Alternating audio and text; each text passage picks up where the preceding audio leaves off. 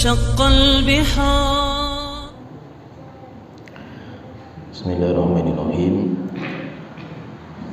إن الحمد لله نحمده ونستعينه ونستغفره ونعوذ بالله من شرور أنفسنا ومن سيئات أعمالنا. من يهده الله فلا مضل له ومن يضلل فلا هادي له وأشهد أن لا إله إلا الله وحده لا شريك له وأشهد أن محمدا عبده ورسوله.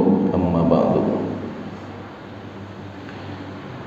Kita melanjutkan pembahasan tafsir surat Al-Kahfi, dan kita akan masuk di cerita yang ketiga dari cerita-cerita khusus Allah sebutkan di dalam surat Al-Kahfi. Telah kita sebutkan bahwa di dalam surat Al-Kahfi itu ada 4 cerita yang tidak Allah sebutkan pada surat-surat yang lain. Biasanya itu kalau cerita itu Allah sering mengulang-ulang, tapi dalam surat Al-Kahfi itu ada 4 cerita khusus. Pertama, cerita tentang Ashabul Kahfi sendiri. Kemudian kedua, cerita tentang Shahibul Jannatain, orang yang memiliki 2 kebun. Kemudian yang ketiga, cerita Nabi Musa belajar sama Nabi Khidir. Kemudian yang keempat, cerita tentang Dzulqarnain. Di sini kita akan masuk di cerita yang ketiga tentang perjalanan Nabi Musa alaihissalam untuk mendapatkan Nabi Khidir dan belajar kepada beliau.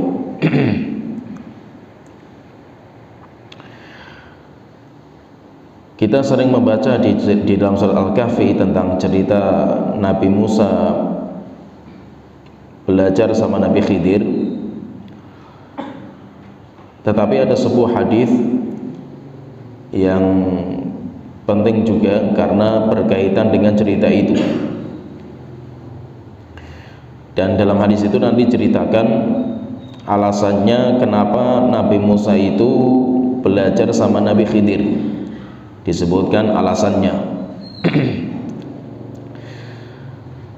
Disebutkan oleh Imam Bukhari dalam hadis sahihnya dari Sa'id bin Jubair radhiyallahu anhu, beliau berkata, kita baca hadis ini dulu secara lengkap, nanti baru kita membaca ayatnya. Dari Sa'id bin Jubair radhiyallahu anhu, beliau berkata, qultu li Ibnu Abbas, saya pernah berkata kepada Abdullah bin Abbas, inna Nufan al-Bikali yaz'umu anna Musa sahibul Khadir alaihi salam laisa huwa Musa sahibu Bani Israel.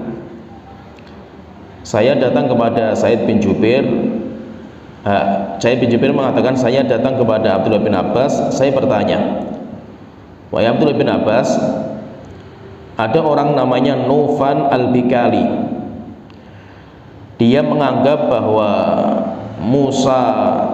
Nabi Musa yang belajar sama Nabi Khidir alaihi salam itu bukan Nabi Musanya Bani Israel, yaitu itu Musa yang lain, bukan Nabi Musa yang terkenal di zaman Fir'aun, kemudian dikenal sebagai nabi terbaiknya Bani Israel. Itu kata orang namanya Nufan al-Bikali. Qala Ibnu Abbas, maka Abdullah bin Abbas mengatakan, kadzaba aduullah, sungguh telah dusta musuh Allah itu. Yaitu kadzab itu maksudnya keliru. Telah keliru orang itu, yaitu musuh Allah itu, yang menganggap bahwa Nabi Musa yang belajar sama Nabi Khidir itu bukan Nabi Musanya Bani Israel. Setelah itu beliau mengatakan, kata Abdullah bin Abbas, haddatsana Ubay bin Ka'ab radhiyallahu anhu, telah mengabarkan kepada kami Ubay bin Ka'ab, dan Ubay bin Ka'ab itu sahabat senior dan dia pakar Qur'annya sahabat. Pakar Qur'annya sahabat itu Ubay bin Ka'ab. Sehingga ketika zamannya Umar, ketika sholat taraweh, beliau yang menjadi imam. Sampai pernah Rasulullah itu tanya kepada beliau, Ubay bin Ka'ab itu, tentang ayat terbaik dalam Al-Quran. Maka Ubay bin Ka'ab menjawab ayat kursi. Setelah itu dadanya Ubay dipukul sama Rasulullah. Kemudian Rasulullah mengatakan, kabar gembira, selamat akan ilmu yang kamu dapatkan wahai Ubay, yaitu ilmu tentang Al-Quran. Abdullah bin Abbas mengatakan, telah mengabarkan kepada kami Ubay bin Ka'ab radhiyallahu anhu annahu sami'a Rasulullah sallallahu alaihi wasallam yaqul, bahwa Ubay bin Ka'ab itu pernah mendengar Rasulullah sallallahu alaihi wasallam itu cerita panjang lebar tentang Nabi Musa itu belajar sama Nabi Khidir. Rasulullah sallallahu alaihi wasallam beliau mengatakan, inna Musa qama khatiban fi Bani Israil. Nabi Musa itu pernah berdiri untuk khutbah di Bani Israel. Yaitu Nabi Musa itu, beliau itu orang kalau khutbah itu luar biasa, khutbahnya itu memukau.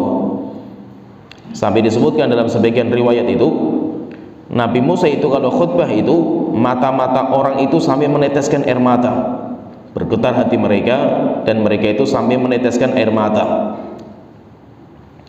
Yaitu menunjukkan Nabi Musa itu kalau khutbah itu luar biasa. Maka pernah kata Rasulullah SAW itu, Nabi Musa alaihissalam itu khutbah di Bani Israel. Di dalam riwayat disebutkan, dzakkaron nasa yauman. Nabi Musa itu memperingatkan manusia pada sebuah hari, hatta idza fadatil uyun, sampai akhirnya mata-mata itu bercucuran air mata, waraqatil qulub, dan sampai hati-hati orang itu bergetar. Wa walla, setelah itu fa adrakahu rajulun. Nabi Musa itu selesai khutbah, maka Nabi Musa itu pergi pulang. Kemudian Nabi Musa itu dihampiri oleh seorang.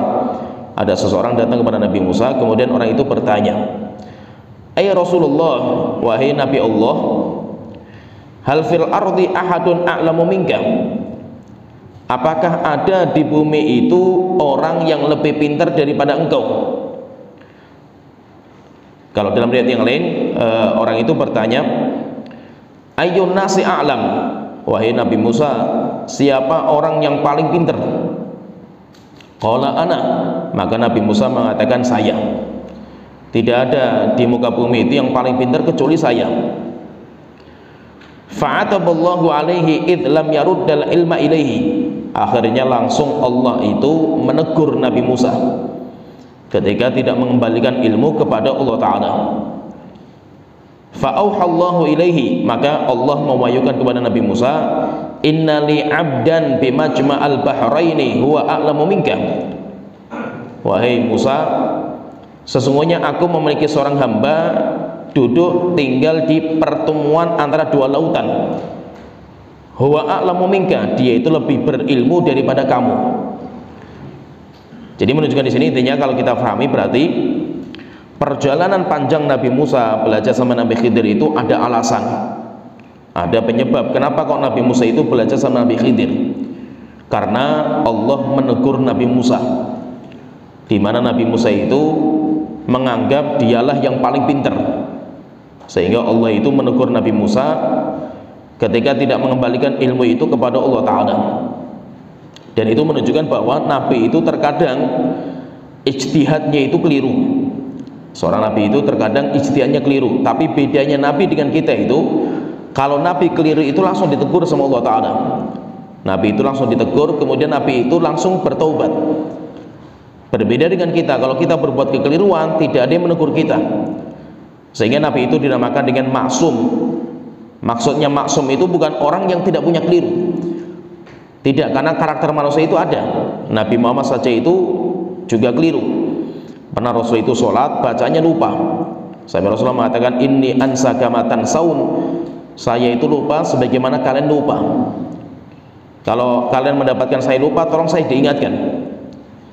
Oleh itu terkadang Nabi itu berbuat kekeliruan, tetapi langsung Allah tegur. Nabi Muhammad pernah mengharamkan madu, langsung ditegur sama Allah Ta'ala, lima tuharrimu ma ahallallahu laka. Wahai Rasul, kenapa kamu mengharamkan apa yang Allah halalkan?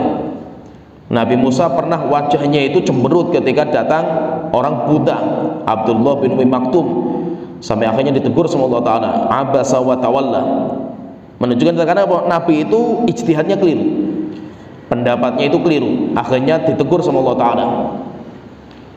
Nah di sini Nabi Musa itu ditegur karena dia itu mengatakan saya ketika ditanya siapa yang paling pinter,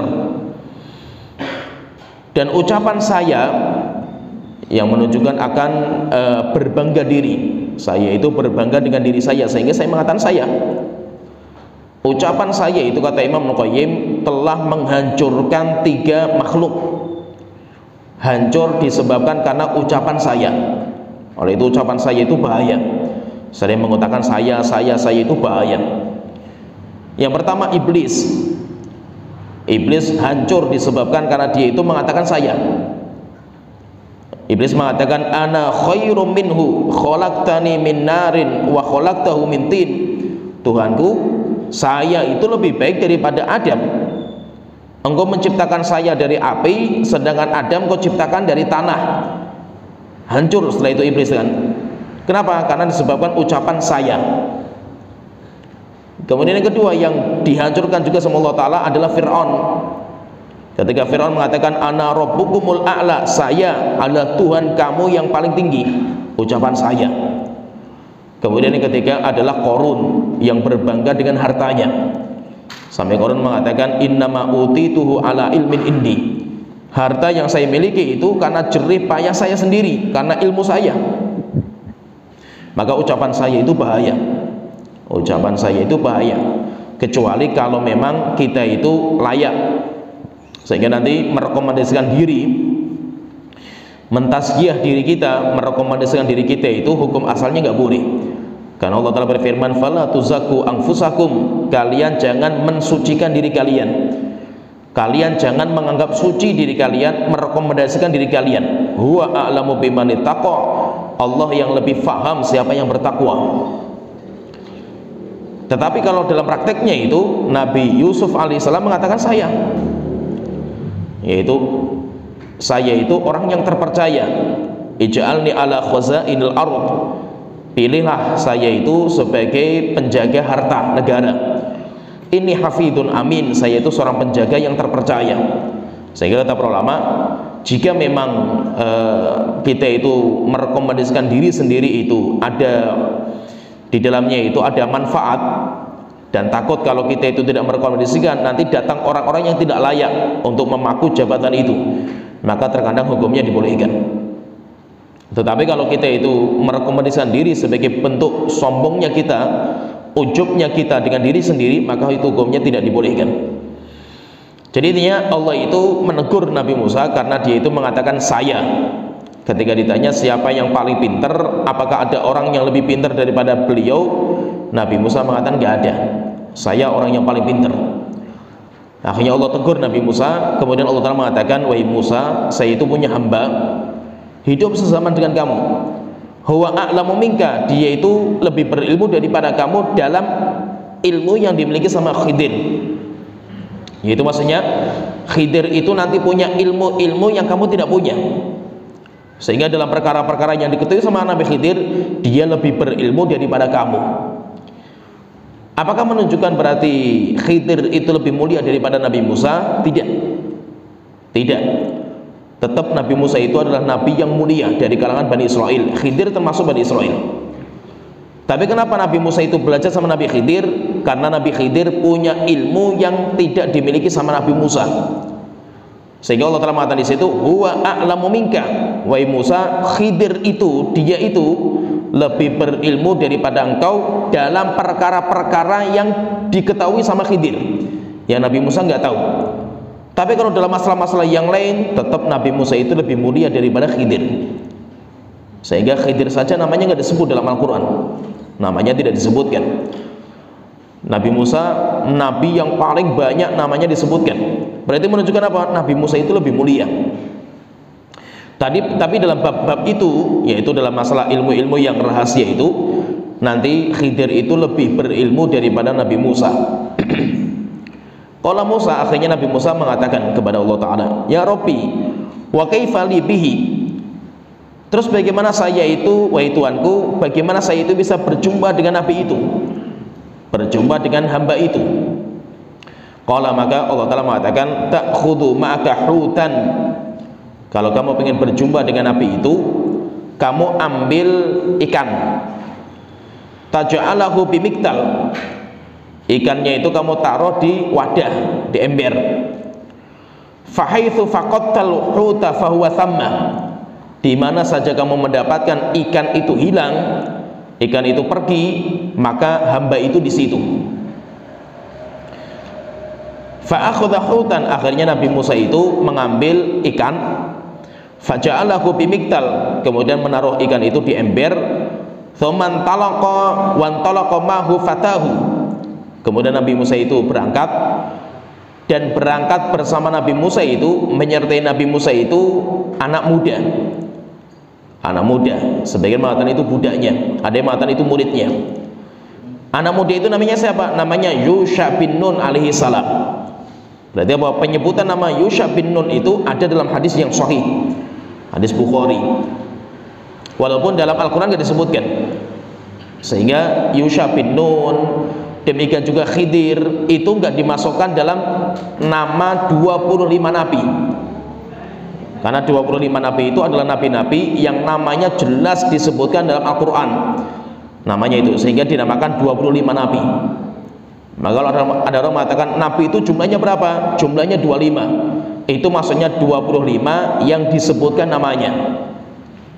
Kalau nabi semua itu jumlahnya banyak, nabi itu jumlahnya 124.000, jumlahnya nabi itu 124.000, tapi yang disebutkan namanya itu cuma 25 pun nanti ada beberapa nabi yang ulama itu sempat bingung itu nabi atau tidak dalam Al-Quran itu. Contohnya Luqman, apakah Luqman itu termasuk nabi? Khilaf, pendapat mayoritas para ulama mengatakan bukan. Contohnya lagi seperti Dzulqarnain. Dzulqarnain itu khilaf juga di antara para ulama, tapi pendapat yang paling kuat bukan nabi.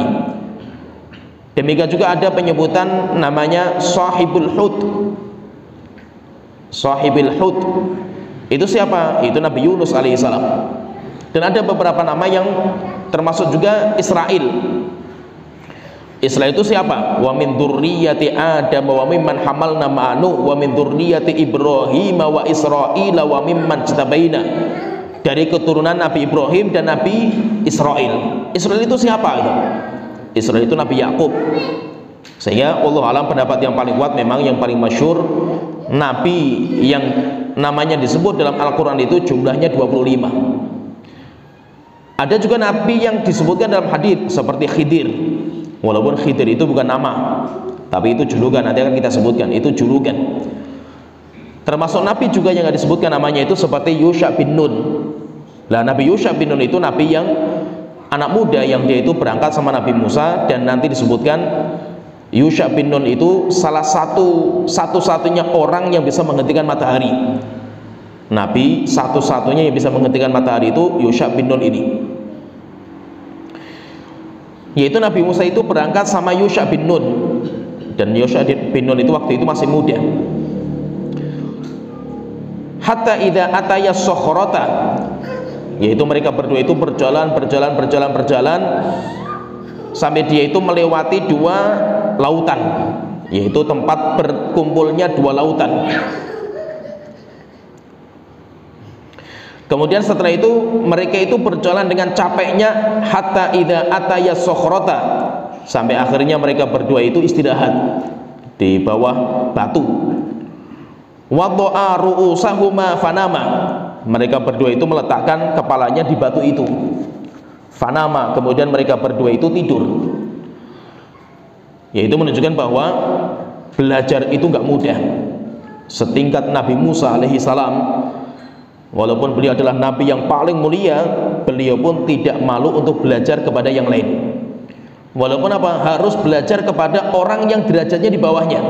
Nabi Khidir di bawahnya, tetapi tidak menghalangi dia itu untuk belajar kepada orang yang di bawahnya derajatnya itu. Kenapa? Karena tidak mungkin ada manusia itu yang bisa mengumpulkan semua ilmu. Hatta para sahabat pun nggak bisa. Setingkat Umar bin Khattab saja itu manusia yang termasuk sahabat yang paling mulia, itu saja terluputkan hadis yang paling masyhur, hadis yang sangat masyhur sampai anak-anak saja tahu, yaitu tentang masalah minta izin itu 3 kali. Menunjukkan apa? Menunjukkan tidak ada orang yang bisa mengumpulkan semua ilmu. Ada kita itu punya ilmu 1, 2, 3, yang lain itu punya ilmu yang lainnya. Sehingga apa? Jangan sampai kita itu sombong dengan ilmu kita. Masih banyak ilmu yang belum kita pelajari, itu banyak sekali. Oleh itu kata sebagian ulama mengatakan kafa bil mar'i jahlan, cukup tanda kebodohan bagi seseorang ketika dia itu sombong terhadap ilmunya. Ketika dia itu sudah merasa cukup dengan ilmunya, sudah merasa pintar terhadap ilmunya, akhirnya tidak mau belajar lagi, maka itu sebagai tanda akan bodohnya orang itu. Oleh itu ketika Nabi Musa saja itu beliau masih belajar. Padahal siapa itu Nabi Musa? Nabi yang sangat mulia. Belajar sampai akhirnya ketika belajar pun perjalanan yang sangat melelahkan. Dan itu namanya belajar. Belajar itu barokahnya itu nanti dilihat dari capek dan lelah letihnya dalam belajar. Terkadang kita perlu pahami bahwa ilmu itu, apalagi ilmu agama, standarnya itu bukan kecerdasan. Memang cerdas itu penting dalam belajar, modal. Sebagaimana kata Imam Syafi'i itu, beliau mengatakan akhi lan tanalal ilma illa bisittah. Saudaraku, kamu tidak akan mendapatkan ilmu kecuali dengan 6 perkara. Sa'umbika an tafsiri habibayani, akan saya sebutkan secara rinci. Yang pertama beliau katakan dzakain. Yang pertama zakat, kecerdasan. Berarti cerdas itu penting. Tapi cerdas itu bukan penentu. Beda dengan ilmu dunia. Kalau ilmu dunia cerdas itu penentu. Tapi kalau dalam ilmu agama tidak. Ada orang cerdas, EQ-nya di atas rata-rata, belum tentu dia itu menghafal Al-Quran 30 juz itu mampu dia itu. Orang bisa banyak bahasa Indonesia, bahasa Inggris, bahasa Jepang dan yang lainnya, belum tentu dia itu belajar bahasa Arab itu mampu orang itu. Kenapa? Karena itu ilmu agama, dan ilmu agama itu hidayah yang Allah telah berikan kepada seorang hamba. Oleh itu intinya seseorang itu jangan merasa putus dari belajar, merasa kita sudah pinter, merasa kita sudah hebat, sampai akhirnya kita itu tidak mau belajar lagi. Nah itu ada di antara musibah di akhir zaman itu. Musibahnya itu ketika orang muda itu sudah diustadkan, itu termasuk musibah. Oleh itu kata Rasulullah SAW itu beliau bersabda, di antara tanda-tanda hari kiamat itu ayyul tamasal ilmu indal asawir, ketika ilmu itu nanti dicari dari anak-anak kecil. Ada yang mengatakan ulama itu yang mengatakan kecil itu secara umur, ada yang mengatakan kecil itu secara pemahaman, yaitu ahlul bidah. Dibahas juga oleh para ulama tentang anak kecil. Kenapa? Karena ketika anak kecil itu sudah diustadkan itu bahaya. Bahaya, apalagi sudah dipanggil ustad. Karena kebanyakan kita itu kalau sudah dipanggil ustad, hatta TPQ, kita menjadi ustad pengajar TPQ dipanggil ustad itu sudah malu untuk belajar lagi itu. Duduk di pengajian itu sudah malu, saya sudah jadi ustad kan itu. Padahal hanya ustad TPQ itu. Ya kan? Orang sudah diangkat untuk jadi khutbah Jumat dia itu. Sudah masya Allah khutbahnya bagus itu belajar bahasa Arab itu malu dia itu. Oh saya sudah jadi ustadz, masuk kumpul sama orang-orang baru seperti ini kan itu. Akhirnya apa? Biasanya itu orang ketika sudah diustadkan itu dia akan berhenti dari belajar. Lalu kata Umar bin Khattab, beliau mengatakan tazawwadu qabla an tusawwadu, berbekalah sebanyak-banyaknya, belajar sebanyak-banyaknya sebelum kamu itu ditokohkan. Kenapa? Banyak orang itu ketika sudah ditokohkan dia itu berhenti dari belajar. Dan dia itu malu untuk belajar itu, apalagi belajar kitab-kitab kecil itu malu dia itu. Nah itu jangan sampai kita itu merasa sudah cukup ilmu kita. Ilmu yang belum kita pelajari, ilmu yang belum kita ketahui itu lebih banyak sekali daripada ilmu yang sudah kita pelajari. Maka kalau seandainya setingkat Nabi Musa saja itu masih belajar sama Nabi Khidir, apalagi kita. Dan belajar itu susah, dan barokah ilmu kita itu ada pada capek dan lelahnya kita. Terkadang kita belajar, coba kalau kita pahami ya, kita perhatikan itu ya. Zaman kita itu kan ilmu terbuka gitu. Zaman kita itu kan ilmu terbuka semua itu. Orang mau belajar kan mudah, tinggal buka Google saja keluar ilmu semua gitu. Sehari kita bisa mendapatkan banyak hadis. Kita mudah sekali cari ilmu itu. Beda dengan ulama-ulama salaf kita. Ulama-ulama salaf kita mencari satu hadis itu butuh 1 bulan perjalanan mereka itu. untuk mencari satu hadis, 1 bulan perjalanan. Dan susah payah mereka itu belajar, ada yang jalan kaki. Mereka untuk mendapatkan buku saja itu susah mereka, karena zaman itu nggak ada pabrik untuk bikin buku, nggak ada. Sehingga mereka itu untuk mendapatkan buku itu harus cari kulit binatang, ditulis, kemudian mencari pena itu susah dan yang lainnya. Tapi yang menjadi pertanyaan itu, kenapa zaman dulu itu fasilitas untuk ilmu itu susah? Fasilitas susah. Orang musafir dalam belajar itu kan nggak seperti kita sudah ada kendaraan, mobil, motor, pesawat, ada. Zaman dulu kan nggak ada. Demikian juga peralatan zaman dulu nggak seperti kita HP ada, kita buku di mana-mana ada kan itu. Tapi yang menjadi pertanyaan, kenapa kok ilmunya ulama-ulama salaf kita itu yang fasilitas seperti itu, ilmunya kokoh sekali mereka itu. Tapi kenapa ilmu kita yang fasilitas lengkap, makan kita bergizi, makannya bergizi, tidurnya maksimal, demikian juga buku lengkap, ustadznya ada, semuanya lengkap gitu. Tapi kenapa kok ilmu itu enggan bersama kita itu? Sehingga kita ngafal Quran saja nggak nambah-nambah itu. Hafalan Quran kita cuma pindah-pindah hafalan kan itu. Tapi nggak pernah nambah itu. Kenapa seperti itu? Karena semuanya itu dilihat pada lelah dan letih kita. Barokahnya itu di situ. Oleh itu kata Yahya bin Abi Katsir, belum mengatakan la yustata'ul ilmu bi rahatil jasad. Ilmu tidak bisa dikapai dengan jasad yang santai. Maka bahwa kita mendapatkan ilmu itu kenapa? Karena susah payahnya kita dalam belajar. Nah itu kalau zaman dulu itu orang belajar itu harus safar. Sedangkan orang yang tidak safar, orang yang tidak ketemu dengan para ulama zaman dulu itu nggak dianggap sebagai orang yang berilmu. Apalagi bahwa ilmunya otodidak itu banyak kelirunya. Kata Imam Syafi'i mengatakan, man kana syaikhuhu kitabahu, siapa yang gurunya itu bukunya sendiri, fa khata'uhu aktsar min shawabihi, maka salahnya lebih banyak daripada benarnya. Zaman dulu itu apa? Orang belajar itu mencari ulama. Sampai Imam Bukhari itu sampai beliau mengatakan, saya mencatat hadis itu dari 1070 ulama, dan semuanya ulama hadis. Cuma mereka murid gurunya banyak sekali itu. Sehingga maksudnya itu apa? Jangan kita itu merasa puas dengan ilmu yang sudah kita dapatkan. Kita sudah merasa cukup dari ilmu yang sudah kita pelajari. Kita itu kalau seperti ini maka rendah sekali ilmu kita. Terus kita akan belajar terus walaupun tingkatan kita sudah tinggi. Akhirnya kalau kita pahami di Nabi Musa dan Nabi Khidir itu berjalan saking lelahnya dan letihnya itu, sampai akhirnya mereka itu istirahat di atas batu. Istirahat di atas batu besar, istirahat. Setelah itu mereka berdua itu meletakkan kepalanya, fanama. Kemudian mereka berdua itu tidur. Wattarabal hutu fil miktal. Ketika mereka berdua itu tidur di atas batu itu, tiba-tiba ikannya itu gerak-gerak. Ikannya itu gerak-gerak, kemudian ikannya itu loncat dari ember itu, fa kharaja minhu. Setelah itu loncat. Fasaqata fil bahri. Kemudian ikannya itu, jadi ikannya itu kalau disebutkan dalam sebagian riwayat itu, ikannya itu ketika loncatnya di atas batu. Ketika berjalan, ikannya itu kan mencari tempat yang bawah karena di situ mesti ada air. Maka ikannya itu membuat batu itu berlubang. Dan itu mukjizat yang Allah Ta'ala berikan kepada kisah itu, yaitu ikannya itu ketika loncat, ikannya itu membuat garis. Dan garisnya itu ada airnya, yaitu airnya ikan itu nggak hilang. Jadi loncat, kemudian ketika loncat itu batunya itu tergores dengan gerakan ikan, sehingga kayak membuat sebuah jalan air. Sampai akhirnya apa? Sampai akhirnya itu airnya itu masih tersisa sampai ke lautan. Akhirnya ketika mereka itu bangun, kemudian ikannya itu dia nggak tahu, yaitu Nabi Musa dan Nabi Yusha bin Nun itu nggak tahu kalau ikannya itu sudah loncat. Akhirnya fasaqata fil bahri, ikannya itu loncat di lautan. Fattakhadha sabilahu fil bahri saroba.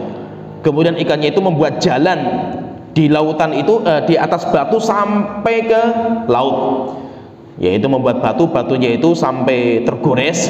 Kemudian di situ itu masih ada bekas-bekas air. Wa amsaqallahu anil huti jiryatal ma. Dan perjalanan ikan ini yang menggores batu itu menyisakan air-air yang bertumpuk di situ, yaitu menggenang airnya itu. Fasara alaihi mithlat tok, sampai akhirnya yaitu ada air yang menggenang di situ di jalannya itu. Falamma staiqadha nasiya sahibuhu ay yukhbirahu bil hud.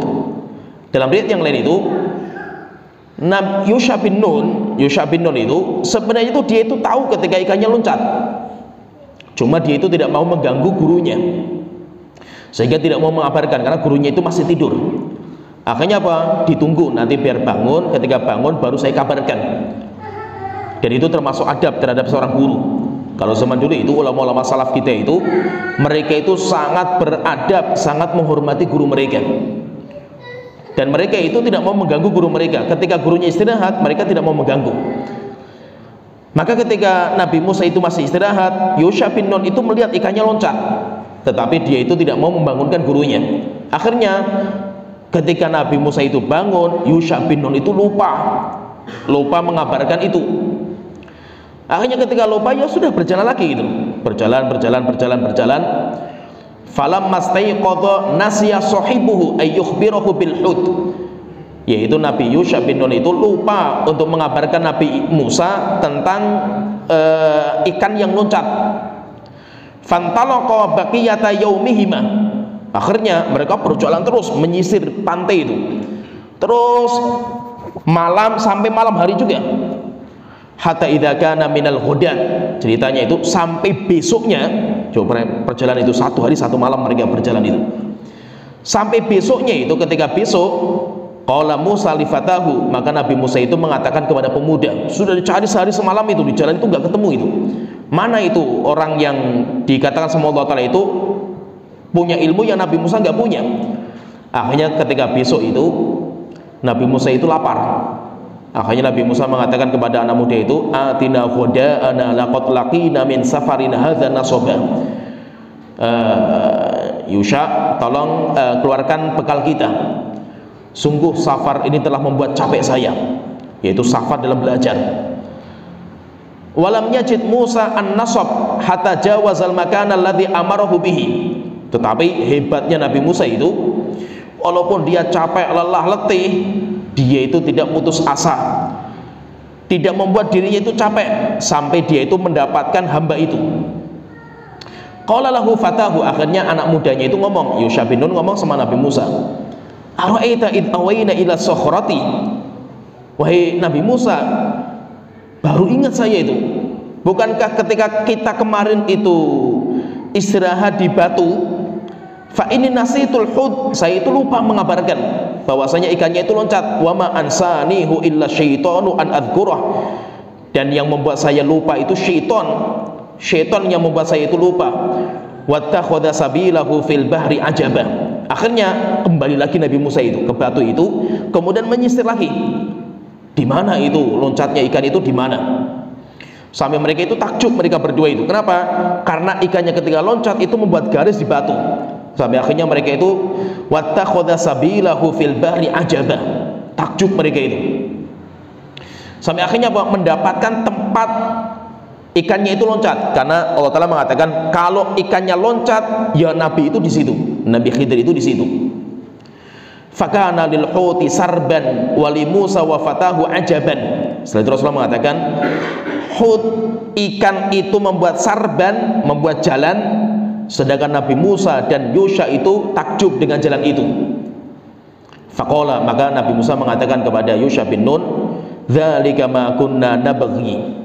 Wahai Yusha, ini yang kita cari, tempat ini yang kita cari. Kalau seandainya kamu ngabarkan dari kemarin, yo ini kita sudah dapat gitu. Fartadda ala atharihi ma qasasa. Akhirnya Nabi Musa dan Yusha bin Nun kembali ke tempat itu untuk menyisir kembali. Qala faraja'a yaqussani atharahuma. Kata Rasulullah mengatakan akhirnya Nabi Musa itu kembali lagi mencari batu di mana dia itu istirahat, hatta tahaya ila sokhrati, sampai beliau itu berhenti di batu itu. Akhirnya disitulah, nah berarti di sini Nabi Khidir itu berdirinya apa istilahnya di sini. Akhirnya dicari dekat-dekat batu itu, fa idza rajulun musajjan bi thawbin. Maka akhirnya Nabi Musa itu mendapatkan ada orang yang sedang duduk dan dia itu menutup badannya dengan kain. Kainnya itu warnanya hijau. Akhirnya dinamakan dengan nama Khadir. Khadir itu hijau. Kalau kita belajar bahasa Arab namanya akhdar. Akhdar itu hijau, warna hijau. Jadi Nabi Khidir itu menutup badannya, dia duduk menutup badannya itu dengan kain. Dan dia itu dinamakan dengan Khadir itu karena setiap dia itu duduk di sebuah tempat, misalkan duduk di tempat ini misalkan itu, langsung tanahnya itu bergerak. Setelah itu langsung tanahnya itu mengeluarkan tumbuhan, mengeluarkan tanaman-tanaman yang hijau. Setiap dia itu ada, pasti tanaman itu tumbuh. Setiap dia ada, tanaman itu tumbuh. Akhirnya dinamakan dengan Khadir. Sehingga Khadir itu hanya julukan. Kenapa? Karena dia itu hijau, warna bajunya hijau. Demikian juga kalau dia duduk, sekitarnya itu menjadi hijau. Tapi siapa namanya? Khilaf panjang di antara ulama tafsir, demikian juga ulama sejarah. Itu khilaf panjang dan gak penting. Tentang namanya itu gak penting karena terlalu panjang khilafnya itu. Nah, jadi menunjukkan di sini intinya ketika Nabi Musa itu kembali kepada batu, di mana di situ ikannya loncat. Setelah itu Nabi Musa itu mendapatkan yang dicari. Dan biasanya memang penuntut ilmu itu dia itu tidak akan puas sampai dia itu mendapatkan apa yang dicari. Termasuk apa? Ilmu. Maka seorang penuntut ilmu itu rakusnya akan ilmu itu luar biasa. Sampai Rasulullah SAW itu mengatakan manhumani la yashbi'ani. Ada dua orang yang terus rakus, nggak pernah puas. Yang pertama sahibul mali manhumun bimalihi. Yang pertama orang yang rakus akan harta, nggak pernah puas dengan harta yang sudah didapatkan. Kemudian yang kedua wasahibu ilmin manhumun bi ilmihi. Yang kedua, orang yang rakus terhadap ilmu, dia tidak pernah puas dengan ilmunya. Sehingga apa? Terkadang susah payah, capek, tapi karena dia itu belum mendapatkan apa yang dicari, dia tidak akan istirahat. Termasuk penuntut ilmu seperti itu. Demikian juga Nabi Musa alaihissalam.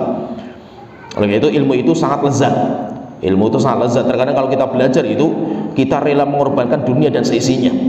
Kenapa? Karena kita merasakan kelezatan melebihi lezatnya dunia dan seisinya. Yaitu apa? Kelezatan ilmu. Kalau kita belum merasakan lezatnya ilmu, kita nggak akan berani berkorban untuk ilmu. Tapi kalau kita itu sudah merasakan lezatnya ilmu, ulama-ulama kita itu dalam masa belajar mereka itu ada di antara mereka yang sampai kencing darah. Ada di antara mereka para ulama kita itu yang minum kencingnya sendiri. Karena safar di padang pasir, nggak ada minum, tidak ada kecuali dia itu harus minum kencingnya sendiri. Ada di antara ulama kita itu yang musafir di atas salju. Di atas salju tapi nggak pakai sandal, sampai akhirnya jari-jarinya itu lepas saking dinginnya itu. Dan mereka apa? Mereka menikmati itu gitu. Dunia dan seisinya itu mereka nikmati, dikorbankan dunia dan seisinya. Kenapa? Karena untuk ilmu yang mereka cari. Setelah Nabi Musa berjumpa dengan Nabi Khidir, di mana Nabi Khidir itu ditutup kepala dan badannya itu dengan kain, fasallama alaihi Musa. Akhirnya Nabi Musa itu mengucapkan salam kepada orang itu. Faqala al-Khadiru, maka Nabi Khadir, yaitu disebutkan di sini Khadir, disebutkan sama Rasulullah. Faqala al-Khadiru, berarti ada penyebutan Nabi namanya itu Khadir. Beliau mengatakan wa anna bi ardika salam. Wa anna bi ardika salam, yaitu semoga keselamatan juga tercurah kepada kamu di tempat ini. Faqala ana Musa. Setelah itu Nabi Musa mengatakan saya itu Musa. Faqala, maka Nabi Khidir bertanya, Musa Bani Israel, apakah kamu itu Musanya Bani Israel? Qala na'am, iya, saya itu Musanya Bani Israel. Ataituka litu'allimani mimma ullimta rusyda. Saya jauh-jauh datang ke tempat ini, saya berharap semoga kamu itu bisa mengajari kepada aku tentang apa yang Allah ajarkan kepada kamu. Maka Nabi Khidir mengatakan qala innaka lan tastati'a ma'ya sabra. Maka Nabi Khidir mengatakan, wahai Musa, kamu tidak akan bisa sabar belajar sama saya. Menunjukkan berarti apa? Kalau kita perhatikan di sini, Nabi Musa ketika mengenalkan diri, saya Musa, langsung ditanya sama Khidir, kamu Musanya Bani Israel? Iya. menunjukkan bahwa Nabi Musa itu sudah dikenal oleh Khidir. Kenapa? Karena saking terkenalnya, Nabi Musa lebih terkenal karena Nabi Musa adalah nabi terbaik Bani Israel. Tetapi ketika dia itu pengen belajar sama Nabi Khidir itu mengingatkan, wahai Musa, kamu gak akan sabar belajar sama saya. Menunjukkan apa? Menunjukkan bahwa terkadang seorang guru itu harus mengingatkan kepada muridnya bahwa belajar itu susah, belajar itu gak mudah. Kita belajar tingkatan ilmu itu banyak sekali tingkatan yang harus kita lalui itu. Terkadang satu tingkatan saja itu mati-matian kita belajar. Misalkan kita tingkatan ilmu agama itu biasanya itu kan kita itu kalau belajar pertama kali belajar itu Al-Quran. Al-Quran pun nanti ada yang bicaranya tentang makhorijul huruf, bagaimana kita itu mengeluarkan huruf itu benar. Kemudian baru namanya tahsirul qiraah, tajwid, baru hafalan Quran. Itu sudah mati-matian kita belajar itu. Padahal apa? Al-Quran baru ilmu pemula. Pondasi bagi orang belajar agama itu harus Al-Quran. Kita belum masuk ke bahasa Arab, belajar bahasa Arab pun gak mudah, nggak seperti yang kita gambarkan. Bahasa Arab itu susah. Kita terhadap belajar 2 tahun belajar bahasa Arab saja belum tentu bisa kita itu. Apalagi bahasa Arab itu, ilmu bahasa itu ada 10 macam cabang. Itu baru bahasa Arab. Belum kita masuk ke ilmu alat yang lainnya, masuk ke mustalah hadis. Mustalah hadis saja, ilmu hadis itu ada 4 ilmu. Sampai murid saya itu belajar sekarang sama Syekh itu, salah seorang guru kita juga di Yaman dulu, termasuk pakar hadis, tinggalnya sekarang di Riau. Itu pun belajar ke sana itu, padahal kita sudah dipelajari itu di pondok, sudah belajar di sana itu minimal 3 tahun. Minimal 3 tahun itu baru dinamakan orang itu faham ilmu hadis. 3 tahun. Belum belajar ilmu yang ada usul fikih, ada qaidul fikih, ada fikih, ada akidah. Luar biasa ilmu itu. Maka terkadang bahwa guru itu perlu mengingatkan bahwa belajar itu gak mudah. Jangan mengira kamu datang ke sini, duduk di pondok, setelah itu kamu santai-santai, setelah itu dapat ilmu. Enggak. Belajar itu susah payah orang belajar itu. Akhirnya Nabi Musa itu diingatkan, innaka lan tastati'a ma'iya sabra. Musa, kamu tidak akan sabar belajar sama saya. Setelah itu Nabi Khidir mengatakan, ini ucapan ini enggak ada dalam Al-Quran, ucapan setelahnya itu. Nabi Khidir mengatakan, ya Musa, inni ala ilmin min ilmillahi allamanihi la ta'lamuhu anta.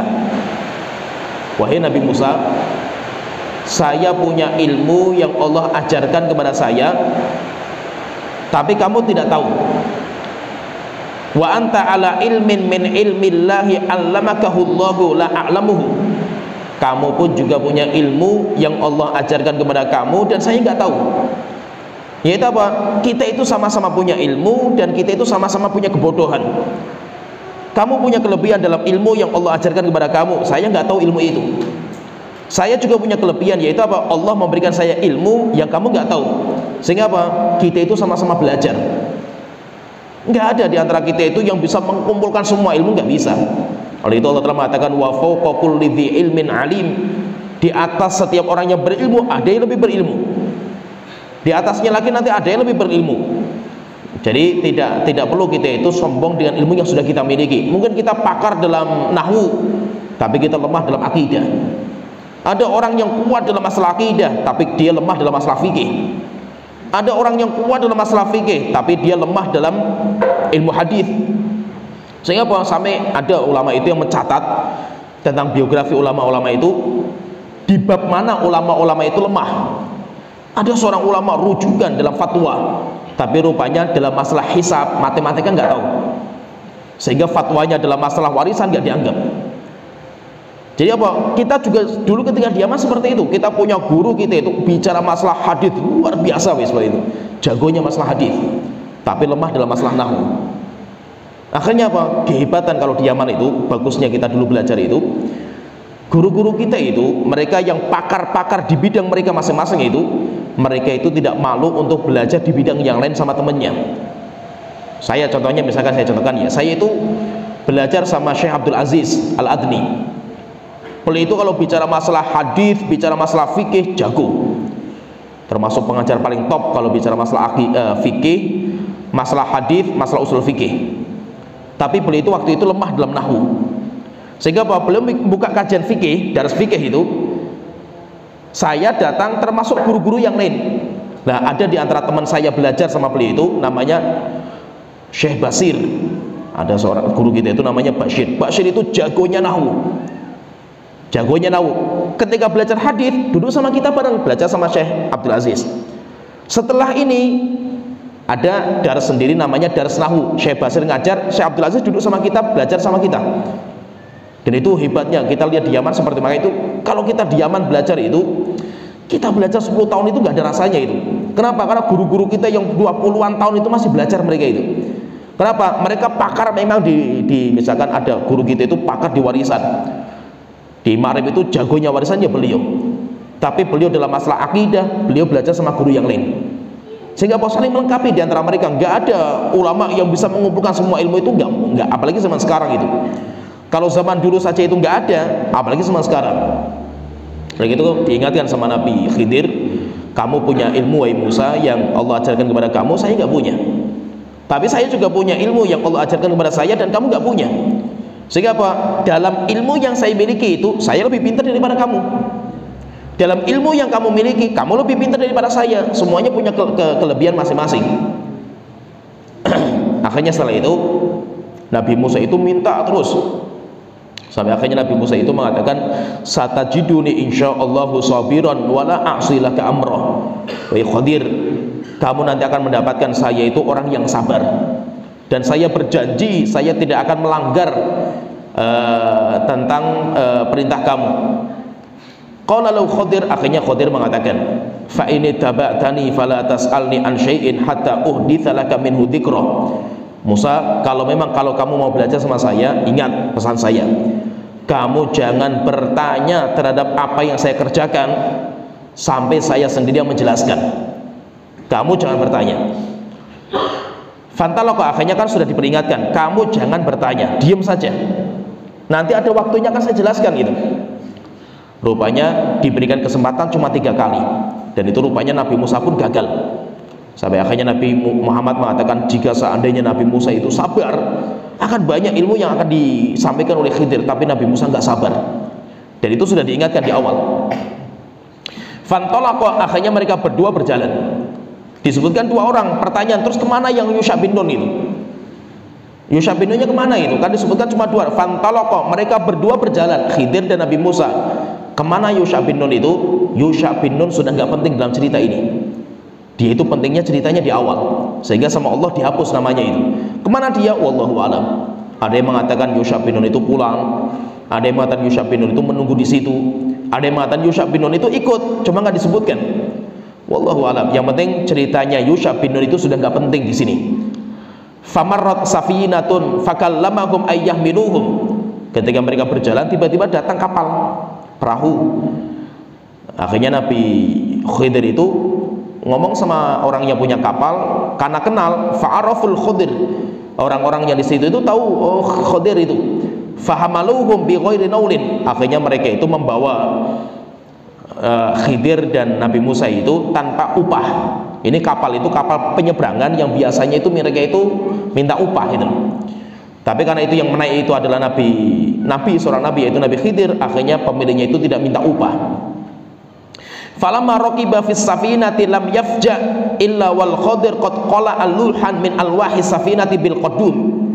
Ketika berjalan, tiba-tiba Nabi Khadir itu membawa kampak, kemudian kampaknya itu dipukulkan satu papan, yaitu ada satu papan itu dipecah sama Nabi Khadir dengan kampaknya, sampai akhirnya patah satu papan itu. Ketika sudah patah, akhirnya kemasukan kapalnya itu kemasukan air. Faqala lahu Musa, Nabi Musa pun nggak sabar. Kemudian dia mengatakan, qad hamaluna bi ghairi naulin. Wahai Nabi Khadir, bukankah mereka itu sudah bawa kita tanpa upah, yaitu kita nggak bayar, gratis. Fa'amita ila safinatihim. Tapi ketika kita sudah diberikan seperti ini, malah kamu itu merusak kapalnya. Fakhoraktaha, engkau memecah kapalnya, litughriqa ahlaha, supaya orang-orang kita itu yang naik itu semuanya itu tenggelam. laqad ji'ta syai'an imra, sungguh kamu telah mendatangkan perkara yang sangat mungkar wahai Khadir. Akhirnya Nabi Khadir mengatakan, qala alam aqul laka innaka lan tastati'a maya sabra. Wahai Musa, sudah saya ingatkan dari awal, kamu itu enggak akan sabar belajar sama saya. Akhirnya Nabi Musa mengatakan, qala la tu'akhidni bima nasitu. Wahai Khadir, tolong jangan dihukum saya gara-gara saya itu lupa. Wala turhiqni min amri usra, dan engkau jangan memberatkan saya, yaitu tolong saya berikan kesempatan lagi. Faqala Rasulullah sallallahu alaihi wasallam, maka Rasulullah mengatakan, fakanatil ula min Musa nisyanan. Rasulullah mengatakan, kejadian yang pertama tadi itu memang Nabi Musa itu lupa, sehingga Nabi Khidir itu masih memberikan keringanan. Kenapa? Karena lupa. Qala, setelah itu Rasulullah menyebutkan lagi, wajah usfur fawaqa ala harfis safinati. Tiba-tiba datang seekor burung namanya usfur. Usfur itu burung kecil, kalau kita istilahnya burung emprit. Wajah usfur, datang burung kecil, fawaqa ala harfis safinati, kemudian burung itu hinggap di harfas safinah. Harfas safinah itu pucuknya kapal. Jadi kalau kita punya kapal itu kan pucuknya itu biasanya ada kayunya, di paling pojok itu nanti kasih bendera atau apa itu. Nah di pucuknya itu ada kayunya, itu burungnya itu hinggap di situ. Fanaqara fil bahri naqratan aw naqrataini. Setelah itu ketika burungnya itu di situ, kemudian turun ke bawah ngambil air minum. Setelah itu 1 tegukan, 2 tegukan, setelah itu pergi lagi terbang. Faqala lahu Khadir, akhirnya Nabi Khidir mengatakan, mengingatkan Nabi Khidir itu kejadian itu. Nabi Khidir mengatakan, ma ilmi wa ilmuka fi ilmillah. Musa, ingat, tidaklah ilmuku dan ilmumu kalau digabung menjadi satu itu. Kan tadi kan kamu punya ilmu yang diajarkan sama Allah Ta'ala, saya nggak punya. Saya juga punya ilmu yang Allah ajarkan kepada saya, kamu nggak punya. Kata Nabi Khidir mengatakan, wahai Musa, ma ilmi wa ilmuka, tidaklah ilmuku dan ilmumu jika digabungkan jadi satu. Fi ilmillah, dibandingkan dengan ilmunya Allah Ta'ala, illa mithla ma naqasa hadzal usfur min hadzal bahr, kecuali bagaikan air yang diminum sama burung itu dibandingkan dengan samudra luas air samudra itu. Sehingga apa? Ilmu kita itu cuma 1 tetes yang Allah berikan. Wa ma utituhu minal ilmi illa qalila, tidaklah kamu diberikan ilmu kecuali sedikit, sedangkan ilmunya Allah kayak samudra yang enggak bertepi. Faqala lahu Khadir, yaitu ketika sudah seperti itu, tsumma kharaja minas safinati, akhirnya mereka itu keluar dari kapal itu, mereka berdua. Fa bainama huma yamshiyani ala sahil, ketika mereka itu berjalan di pantai lautan itu, id absaral Khadiru hulaman, tiba-tiba Khidir itu melihat ada seorang anak dengan matanya, melihat yal abu ma'al ghilman, anak itu sedang bermain-main sama teman-temannya. Fa akhadhal Khadiru ra'sahu, akhirnya Khadir itu mendatangi anak itu, ditangkap. Wa akhadhar Khadiru ra'sahu, kemudian Khadir itu memegang kepalanya anak itu. Faqatala'ahu biyadihi, kemudian kepalanya itu istilahnya apa ya, dia mau dicabut, yaitu kola itu kayak kita itu mencabut rumput, yaitu kepalanya itu dicabut sama Nabi Khidir itu, dilepas dengan badannya itu. Faqatalahu, sampai akhirnya Khidir itu membunuh anak itu. Faqala lahu Musa, akhirnya Nabi Musa pun gak kuat lagi itu. Akhirnya Nabi Musa mengatakan, aqatalta nafsan zakiyatan bighairi nafsin laqad ji'ta syai'an nukra. Wahai Khidir, apakah kamu membunuh jiwa yang suci tanpa ada alasan yang hak? Sungguh kamu telah mendatangkan perkara yang sangat-sangat mungkar. Qala alam aqul laka innaka lan tastati'a maya sabra. Akhirnya Nabi Khidir mengingatkan, wahai Musa, bukankah saya ingatkan kamu dari awal, kamu tidak akan sabar bersama saya. Qala wa hadhihi asyaddu minal ula. Maka Nabi Musa mengatakan, ini lebih parah daripada sebelumnya. Kalau sebelumnya kapal yang dilubangi, kalau ini anak itu dibunuh. Akhirnya Nabi Khidir mengatakan, qala in sa'altuka an syai'in ba'daha fala tusahibni. Wahai Musa, kalau kamu nanti tanya lagi sama saya, protes lagi, setelah itu jangan bersama saya lagi. Qad balaghta min ladunni udhra, sungguh saya itu sudah memberikan udzur, saya sudah memberikan keringanan, saya sudah memaafkan kamu. Tetapi kalau ini kamu ulang lagi, selesai. Kita belajar sampai sini. Fantalaqa hatta idza ataya ahla qaryatin istat'ama ahlaha. Akhirnya mereka berjalan lagi sampai akhirnya mereka itu kelaparan, mereka berdua itu. Kemudian mereka itu melewati kampung, akhirnya mereka itu datang ke kampung itu, minta jamuan sebagai seorang tamu. Fa'abau ayyudayyifuhuma, tetapi orang kampung itu tidak mau memberikan jamuan kepada mereka berdua. Fawajada fiha jidaran yuridu ayyanqudda fa'aqamah. Akhirnya mereka itu melihat ada sebuah rumah, yang rumah itu yanqadda, yuridu ayyanqadda. Kata Rasulullah, maksudnya yang qadda itu ma'ilan, yaitu rumahnya itu sudah condong mau roboh. Faqala al-Khadiru biyadihi, akhirnya Khadir itu berkata dengan tangannya, fa'aqamahu, yaitu ditegakkan.